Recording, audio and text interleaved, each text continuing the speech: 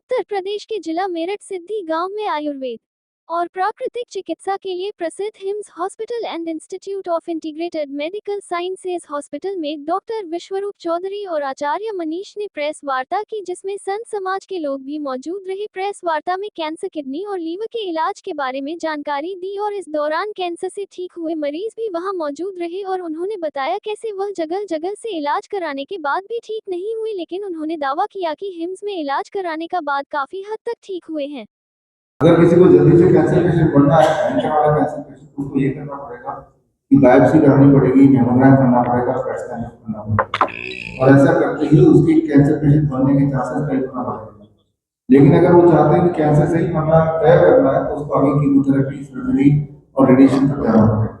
तो जो सब मैंने आपको बताया, इससे कैंसर का ना तो डायग्नोस होता, ना कैंसर का क्योर होता, ना ट्रीटमेंट होता, ना कंट्रोल होता। वो सिर्फ और सिर्फ कैंसर को प्रोग्रेस करने का काम करता है। इस बात के एविडेंस जिनको चाहिए उसके लिए wishnu.com/cancer में जाएंगे तो सारे सबूत उसमें लिखे हुए हैं। वो सारे सबूत मॉडर्न मेडिसिन के अपने सबूत, बल्कि मैं तो आगे एक कदम आगे और ले जाता हूँ कि जो कोई भी डॉक्टर अगर ये सिद्ध करते हैं कि कीमोथेरेपी से किसी भी तरह से कैंसर के पेशेंट को कोई भी फायदा होता हो तो मैं उनको 10 लाख रुपए देने को तैयार हूँ ओपन डिबेट के लिए। अब आते हैं करना क्या होगा, कैसे पहचाने कि कैंसर पेशेंट है भी कि नहीं। डायग्नोसिस तो नहीं जाएंगे हॉस्पिटल, तो कैसे पहचाने। किसी भी तरह के कैंसर पेशेंट में जो कॉमन सिम्टम्स होते हैं वो नंबर 1, उनका हीमोग्लोबिन ड्रॉप करता है बड़ी तेजी से, 1 महीने में 4-5 यूनिट ड्रॉप करता है, पहली निशानी। दूसरी निशानी एक्सट्रीम वीकनेस आती है, अनएक्सप्लेन्ड वीकनेस। तीसरी निशानी extreme weight loss, 10 kg weight 1 महीने में घट गया साथ ही साथ। चौथी निशानी अनएक्सप्लेन्ड पेन, बॉडी पेन। और पांचवी और आखिरी नॉन हीलिंग अल्सर, जो हील ही नहीं हो रहे। इन 5 में से कोई 3 अगर साथ साथ किसी के हो, इसका मतलब बॉडी में कैंसर एक्टिविटी हो रहा है। लेकिन कैंसर से घबराने की जरूरत नहीं, वो उतना ही मुश्किल है, उतना आसान है जितना कि कॉमन कोल्ड को ठीक करना उतना ही मुश्किल है, आसान है। कॉमन कोल्ड को अगर कोरोना बोल देंगे तो असंभव है ठीक होना, फिर तो रेमडेसिविर से आपको मार के ही लोग ढूंढ लेंगे डॉक्टर।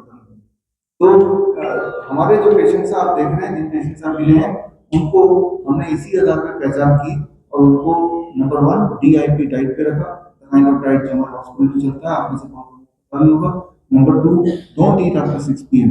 सूर्यास्त के बाद जो खाना खाते हैं वही कैंसर सेल को फीड करता है, वही ट्यूमर सेल को फीड करता है। तो हम खाना खाएंगे नहीं 6 बजे के बाद, तो cancer cell, tumour cell has to die its own death. And number 3, hot water immersion. Cancer patient की वीकनेस और पेन को कम करने के लिए, स्लीपनेस को कम करने के लिए, जैसे मैं बैठा हूँ और उसी तरह से बिठा के हॉट वाटर इमर्शन के लिए एक बकेट और बाल्टी में 42 डिग्री टेम्परेचर का पानी और वाटर पानी के अंदर डाल देते हैं। इससे ये देखा गया है कि कैंसर पेशेंट बड़ी तेजी से मरते हैं। ये जो मैंने अभी बताया, इसे कि फीवर थेरेपी बोलते हैं। फीवर थेरेपी को 1927 में नोबेल प्राइज मिला हुआ है। तो ये जो सारी बातें मैं बता रहा हूँ, इवन 6 बजे तक खाना फिर कुछ नहीं खाना, से ऑटोमेटिक होते हैं। इसको 3 बार नोबेल प्राइज मिला है। तो ये जो भी कुछ मैं बता रहा हूँ, ये मॉडर्न मेडिसिन के आधार पर भी है और एंशिएंट विजडम हमारे आयुर्वेद में पहले से दी गई। तो आयुर्वेद को मानते हो तो वहां के रेफरेंस देख लीजिए, यहाँ मॉडर्न साइंस को मानते हो तो वहां के रेफरेंस देख लीजिए। ये यूनिवर्सली ऑलरेडी प्रूवन है, एंशिएंट टाइम से लेके आज तक। इसके अलावा जो अभी चल रहा है कॉर्पोरेट हॉस्पिटल्स में, that is called medical industry, that is not medical science. लोग उसे मेडिकल साइंस समझते हैं, वो है मेडिकल इंडस्ट्री। डॉक्टर जो बोलता है उसकी बात मत मानिए, जो भी सबूत दिखा है उसकी बात मानिए। सबूत अगर मैं दिखा रहा हूँ तो मेरी बात मानिए। सबूत 2 तरह के होते हैं, एक तो टेस्टिमोनियल जो आपके साथ देख रहे हैं, और दूसरा होता है एविडेंस जो लिखे हुए हैं। तो मैं ये समझता हूँ कि इस कॉन्फ्रेंस के बाद चलो मुनि जी यहाँ पे हैं और हमारे संत यहाँ पे आए हैं।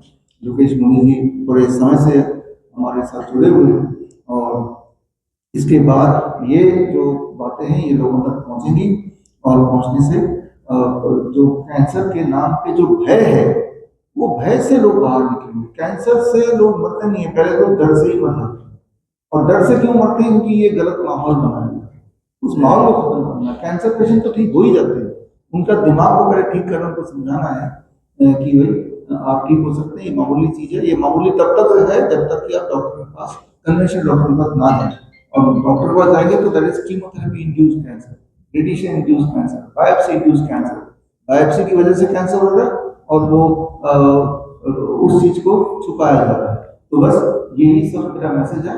Be on DIP diet, don't eat after 6 PM, do lower leg outward immersion। जहाँ कहीं भी है, जरूरी नहीं कि हमारे हिप्स में आएंगे तभी ठीक होंगे। जहाँ कहीं भी आप बैठे हैं वहीं बैठे भी ठीक हो सकते हैं। तो हमारे साथ आप मैं बहुत सारी बातें लेकर के, मुझे मालूम है संत का क्षण और अन्न का कण बर्बाद नहीं करना चाहिए। मैं बस दो ही बातें, बहुत बड़ी बड़ी बातें कर कर समय समाप्त करना, खराब करना अच्छा नहीं है। दो ही बातें। एक तो हमारे साथ में कुछ बात आचार्य योगेश मुनि जी हैं, आपका बहुत धन्यवाद कि आप यहाँ आए हमारे साथ में। ये बहुत आवश्यक है सनातन के लिए। और बस थोड़ा सा निवेदन है आप सबसे भी, और डॉक्टर विष्णु चौधरी जी से और आचार्य मनीष जी से, हमारे भारतवर्ष की जो जनसंख्या है उसमें बहुत बड़ी संख्या उन लोगों की है जिनके पास धन की का अभाव है। धन बहुत सारा नहीं है। लोअर मिडिल क्लास और अपर क्लास। अपर क्लास के लिए तो बहुत सारी पद्धतियां हैं और बहुत सारी पैथियां हैं। आप एलोपैथी बुरी है अच्छी है मुझे नहीं मालूम, ना मुझे उसमें जाना है, क्योंकि वो आज कुछ कहते हैं और कल उसी बात को मना कर देते हैं। आज कहते हैं ऐसा होता है, कल कहते हैं ऐसा नहीं होता। हम हजारों लाखों वर्षों से कह रहे हैं अध्यात्म में, आयुर्वेद में और वेदों में कि ऐसा ही होता है और उसी पे तटस्थ है। तो मैं अपनी मूल बात पर आ रहा हूं। मैं भारतवर्ष की जो ऊंची श्रेणी के लोग हैं और जो मध्यम श्रेणी के लोग हैं जिनके पास खूब सारा पैसा है, उनके पास दिक्कत नहीं है। लेकिन जो निचली श्रेणी के लोग हैं जो बहुत बड़ी संख्या में है, ये इतने लोग हैं जितने यूरोप में भी नहीं है। पूरा यूरोप, पूरे विश्व में कोई भी ऐसा देश नहीं जहां इतनी संख्या इस लोगों की हो। उनको जीना सिखा रहे हैं आप। इस पद्धति को, इस व्यवस्था को जारी रखिए। उनके पास सूझबूझ पहुंचा रहे हैं आप अपने विचारों के साथ। देखिए सब पैथियों में औषधि है, आयुर्वेद में सिम्पैथी है। यहाँ प्रेम से, आदर से आप बताते हैं घर रह करके कैसे आप निरोगी रह सकते हैं।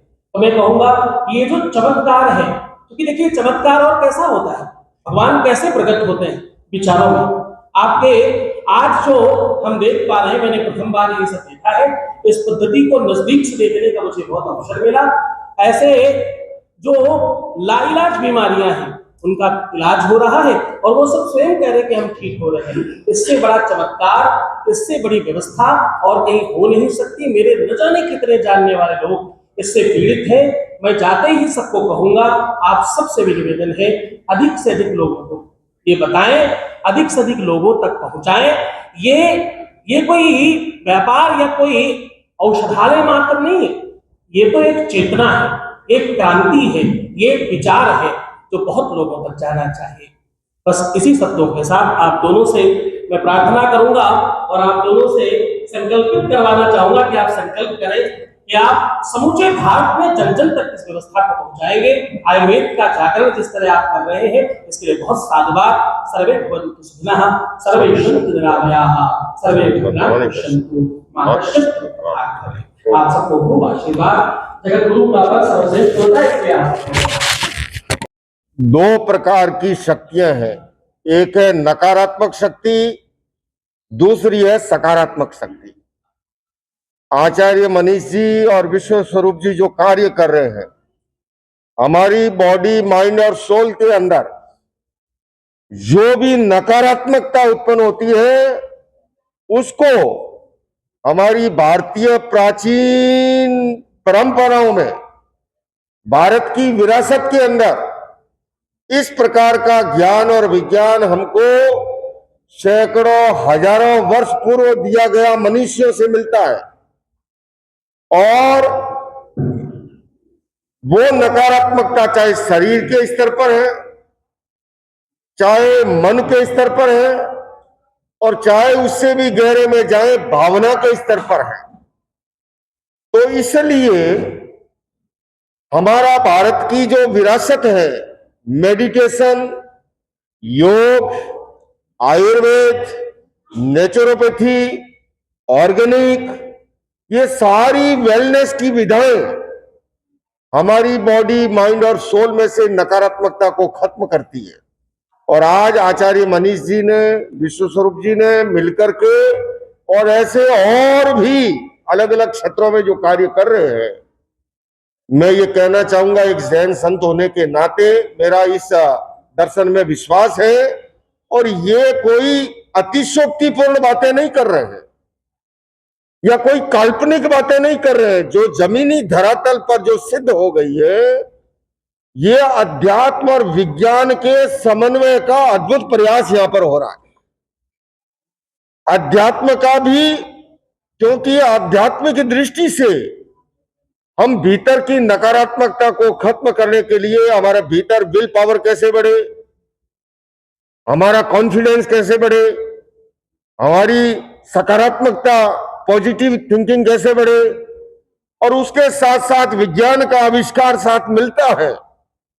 एलोपैथिक ने कुछ चीजों का निदान दिया है और उसकी भी लिमिटेशन है, सबकी अपनी लिमिटेशन होती है, पर आयुर्वेद सबसे बड़ी बात है कि वो जड़ में जाके समाधान करता है।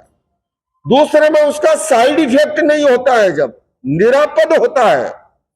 ऐसे के अंदर महंगा इलाज से खर्च होने के बाद खेत खलियान बिक जाते हैं, उसके बाद भी जैसा बहन जी ने कहा साइड इफेक्ट इतने हैं। तो ये हमारी भारत की जो विरासत है आयुर्वेद की, मेडिटेशन की, योग की, प्राणायाम की, जो कि अल्प खर्चे के अंदर और जड़ में जाकर के समाधान करती है। तो इसलिए, और साथ ही साथ देखो जगत गुरु जी उपस्थित है, जब कहीं कभी दवा काम नहीं करती है तो दुआ भी काम करती है। तो ये अध्यात्म और विज्ञान के समन्वय का अद्भुत प्रयास यहाँ पर हो रहा है आचार्य मनीष जी के द्वारा। और मीडिया, मैं जिसके लिए कहा करता हूं कि फूल में खुशबू होती है, किंतु हवा का योग मिलता है तो वो खुशबू दूर तक फैलती है।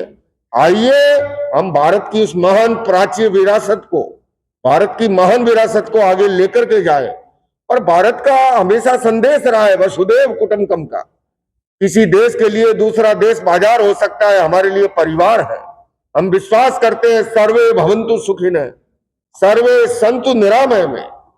हमारे धर्म के क्षेत्र में भी कहा गया है, आयुर्वेद का श्लोक है, शरीर माध्यम खलु धर्म साधनम। धर्म की आराधना के लिए भी शरीर का स्वस्थ होना जरूरी है। लोक भाषा में भी कहा, पहला सुख निरोगी काया। तो आइए हम सभी इन महान विधाओं के माध्यम से, आयुर्वेद के माध्यम से, योग के माध्यम से, ध्यान के माध्यम से, और आज ध्यान और योग की महत्ता यूनाइटेड नेशंस ने, संयुक्त राष्ट्र संघ ने 21 जून को अंतर्राष्ट्रीय योग दिवस के रूप में स्वीकार किया। और मैंने पहले योग दिवस को यूएन हेडक्वार्टर से संबोधित किया था। उसके बाद में आधा दर्जन से अधिक बार यूएन हेडक्वार्टर से संबोधित कर चुका हूं। और आपसे भी कहना चाहता हूं, मैं जिस जैन परंपरा से आता हूं, आज पहले तीर्थंकर आदिनाथ भगवान का जन्मदिन है।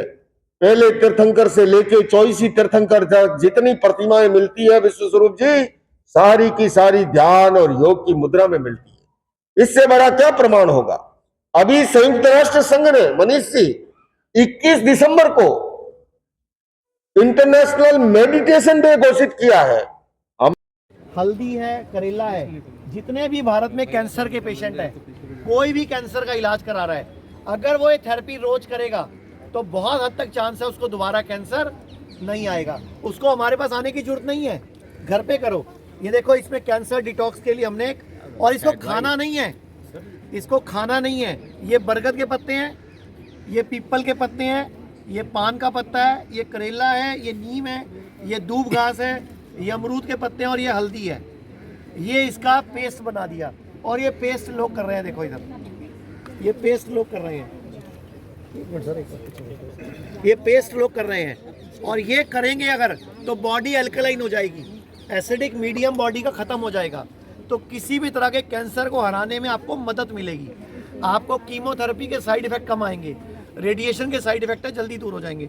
तो मैं चाहूँगा ये कैंसर डिटॉक्स की जो थेरेपी है, जिसको हम गोल्डन थेरेपी बोल रहे हैं, ये पूरे भारत को अपनानी चाहिए।